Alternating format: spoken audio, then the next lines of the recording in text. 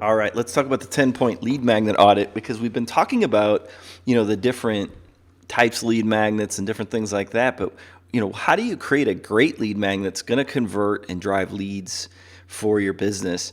And there's 10 elements we're going to be looking at to make sure that we have a fantastic lead magnet. And what you can do is download this from this section of the certification course and go through and apply this audit to your own lead magnets, or bust it out whenever you're getting ready to create a new lead magnet for your company or for a client's company. Now, the first element we're going to be looking at is the headline. And what we want is we want to see a clear, tightly written promise. It's using as many words as necessary, but not too wordy, but it needs to be a compelling, strong headline that's not misleading, not hypey, something that communicates desire, something that people will desire right away. We're going to, as we go through this audit, we're going to actually audit a real lead magnet as we go along. So this is a company called Paleo Plan, and they have this lead magnet, and it's advertised on their homepage, and it says the Paleo Starter Kit. And so we're going to take a look at the headline. We're actually going to get into the actual lead magnet itself, the deliverable itself. But if we look at the headline is Paleo Starter Kit. So, I don't necessarily love the headline. I don't think, I think they could have, come up with something a little bit stronger, but it's not awful either. It's not, the thing that you want to avoid here is that you don't want to create a headline that is cute, right? But it doesn't explain what they get. And that, so you don't want to create something that people look at it and they say, oh, that's kind of a cute name for that. But it's not, it doesn't tell me what the heck it is, right? You want to be clear. And I think they were pretty good with that. Paleo Starter Plan is not a horrible headline. It is compelling. I think they could have probably gotten a little bit more strength in terms of that headline, but overall, I think it ranks okay.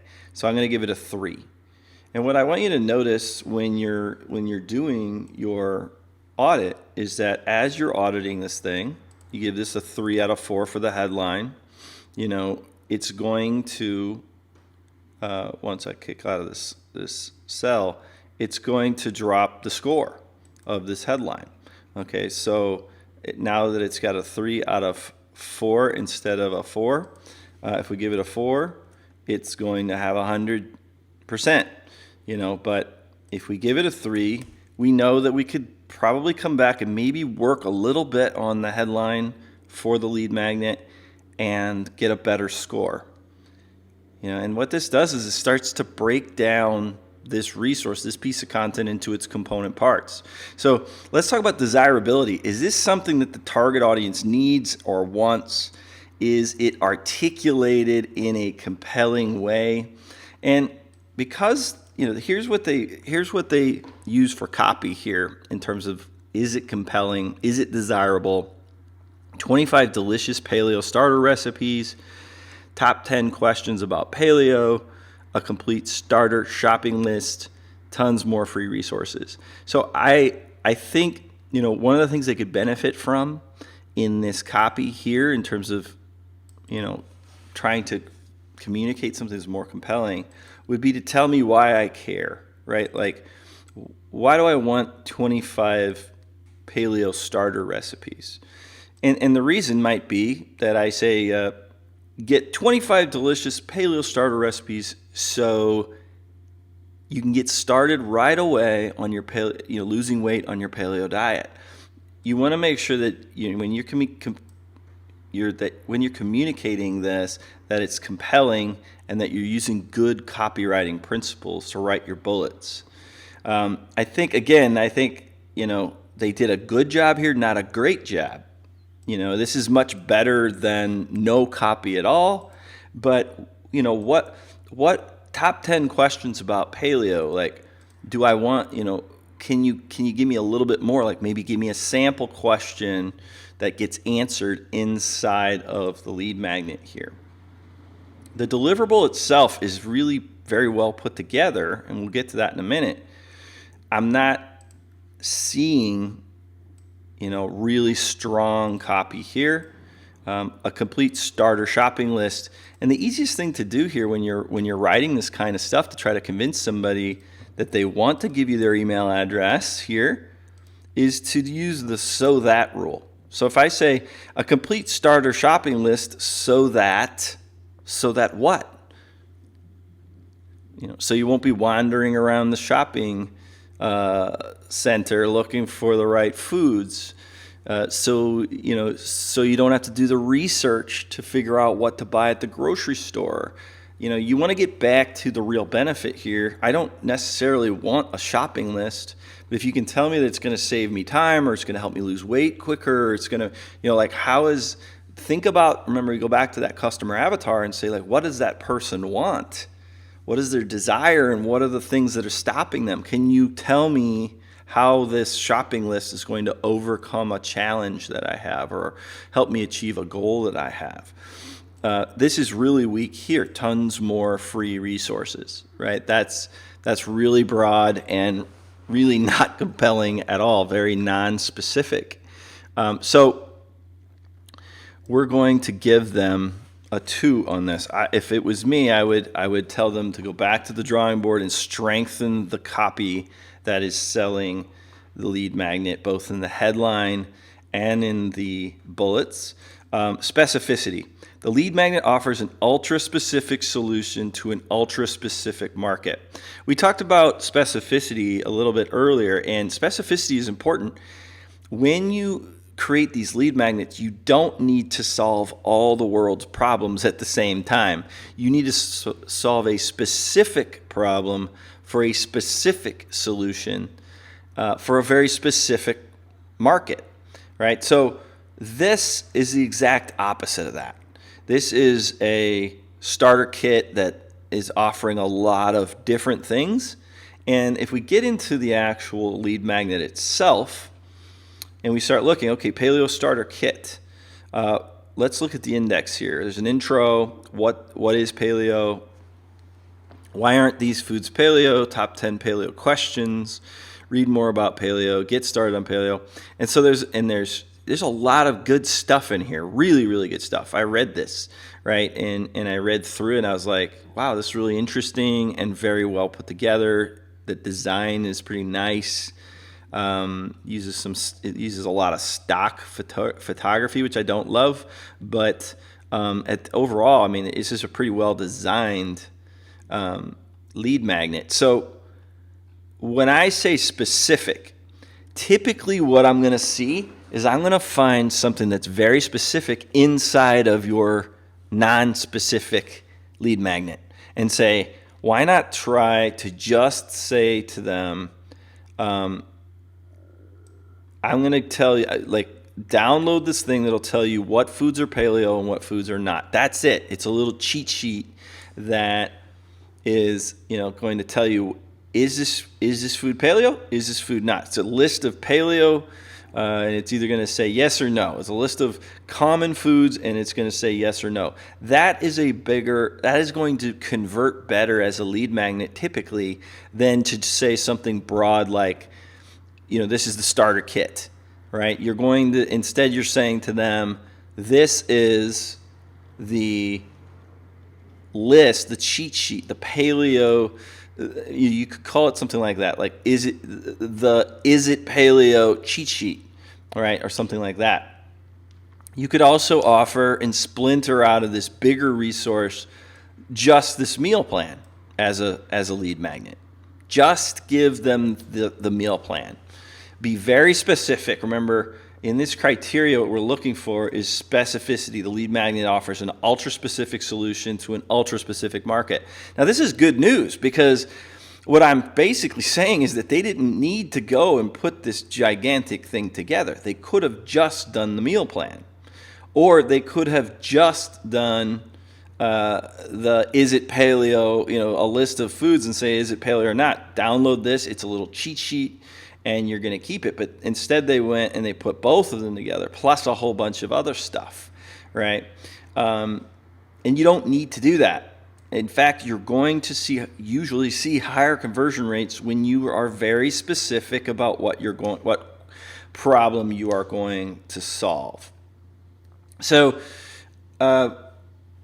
specificity, I'm going to give them a 1, right? This is a non-specific resource. It's basically like, hey, here's how to get started on paleo. They could have, created a grocery list and said, here, get the paleo grocery list. They could have said, here's the 7-day meal plan with a grocery list. That would be super compelling, I think, and super specific and convert really well. So, they're getting a 1 on specificity. How about congruency? The problem the lead magnet solves is perfectly congruent with the problem the core offer solves. So in order to figure this out, we need to know what they're trying to sell. And what they are trying to sell is this paleo plan, all right? And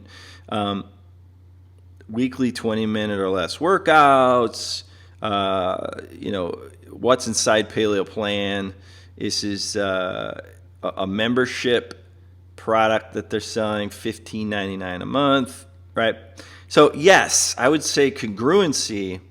You don't want to create, if you're selling guitar lessons, you don't want to have a lead magnet that teaches somebody how to play Yankee Doodle on the flute. All right, and that's an extreme example of being non-congruent, but we do this all the time. We use a lead magnet that is not congruent with the core offer, what we're ultimately trying to sell, and that's going to maybe get a lot of leads for you, but not leads that are going to buy what you're trying to sell. So you always have to start with, what am I trying to sell, and then back into what the lead magnet needs to be. And they've done a really nice job, I'd say 4 out of 4, at creating a lead magnet, the Paleo Starter Plan, that ultimately is congruent with what they're trying to sell, which is a membership site type situation where you're going to pay them to be in the Paleo Plan members area. Speed. I love speed for lead magnets that convert really, really well.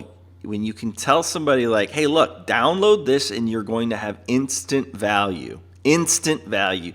So think about the difference between the value proposition that I'm making to someone when I say, hey, go and read my big, long Paleo Starter Plan, and I'm going to tell you all you're going to need to know. I'm going to tell you the history of paleo. I'm going to tell you all kinds of stuff. We're going to answer all kinds of questions and all of these things. That's one value proposition. Print this and read this, all right?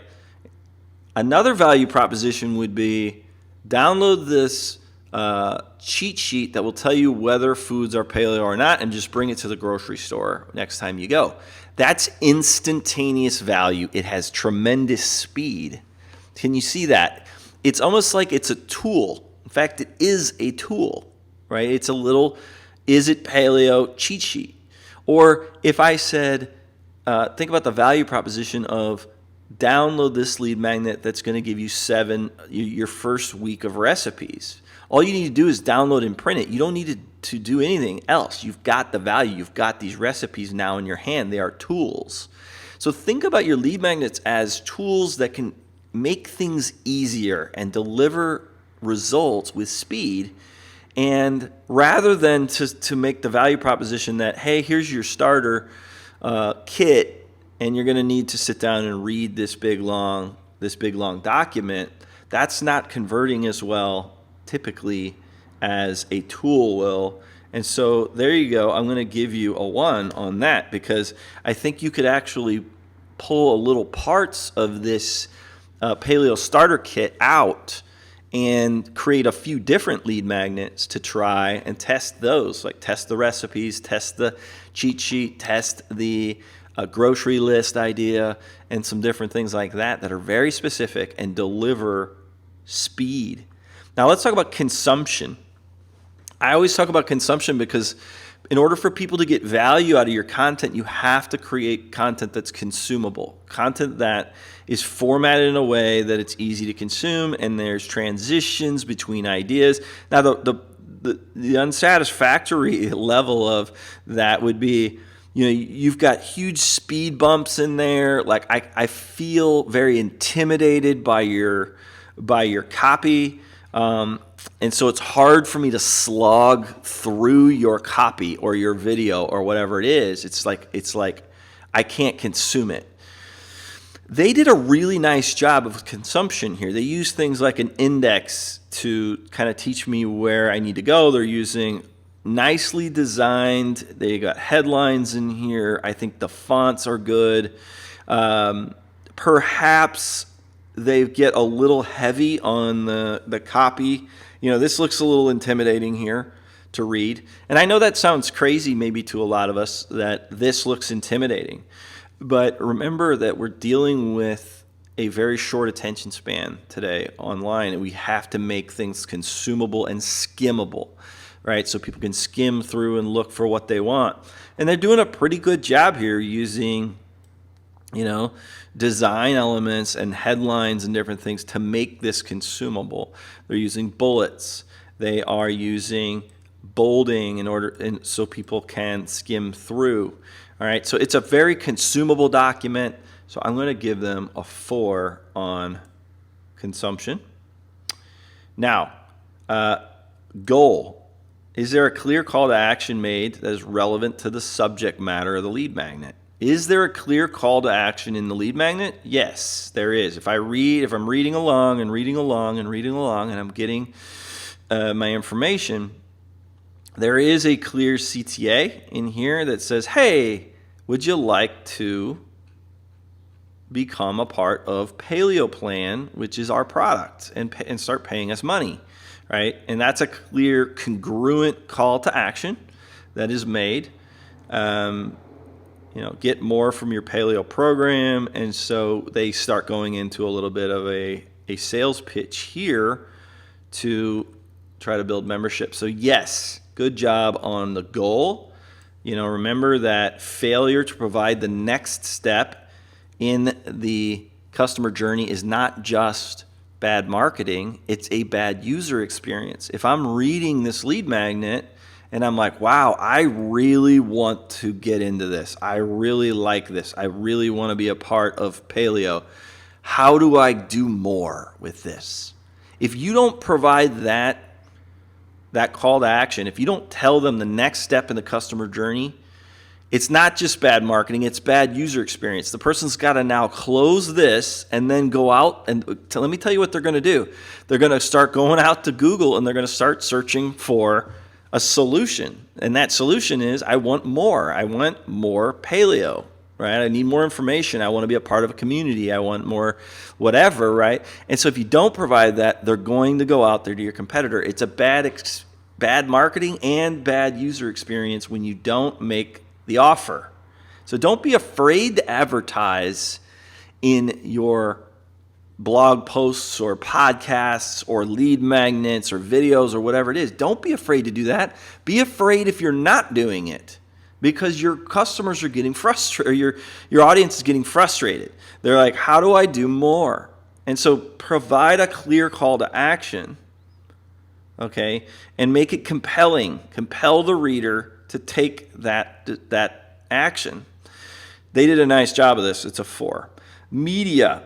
All the images, video, and audio, they just use images in here, and it's clean. It's clear. I think they used a lot of stock images, so it looks kind of stock-like, if you know what I mean. Like a lot of the images and everything in here, you can tell it's just really stock, come off of stock websites and stuff like that. Some of this might be custom photography here. I'm not sure. But it just feels a little bit like, stock photography. So I'll knock it down 1 point for that. And if they wanted to, I think they could come back and do some work on, the graphics a little bit. Completeness. I think it is complete. It delivers on the promise. It does.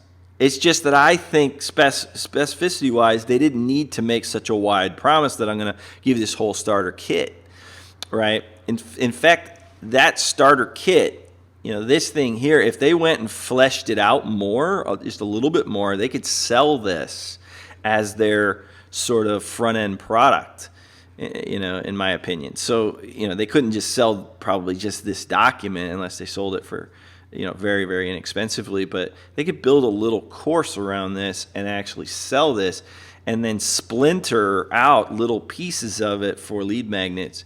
But yeah, I think the completeness is there. So I give them a 4. And then consistency, I don't know their brand. This is about branding. So like the content of the lead magnet is consistent with the brand. I don't know their brand super well, but it looks consistent, yes, with what they've done. So they get a C+. Here in the United States, it would be a C+, a 75, or maybe it's just a flat-out C. Things that I think they need to do, I think they should look to splinter out pieces of this lead magnet to create more specificity. I think that will convert better. I think, maybe, replace stock images with custom graphics or photography, stuff like that. I think, what were some of the other things that we would recommend they do here? They've got a speed problem, but that gets fixed if they go with more specificity. I think here, if they take these pieces out that we recommended, I think their copy, I think they need to improve the copy bullets on the lead magnet landing page. So these are the types of things I think would take this lead magnet and take it from a C to an A, right? So that's the hard part, is when you're thinking about a lead magnet idea, run it through this lead magnet audit so that you make sure that you are building the most compelling lead magnet possible for you or your clients.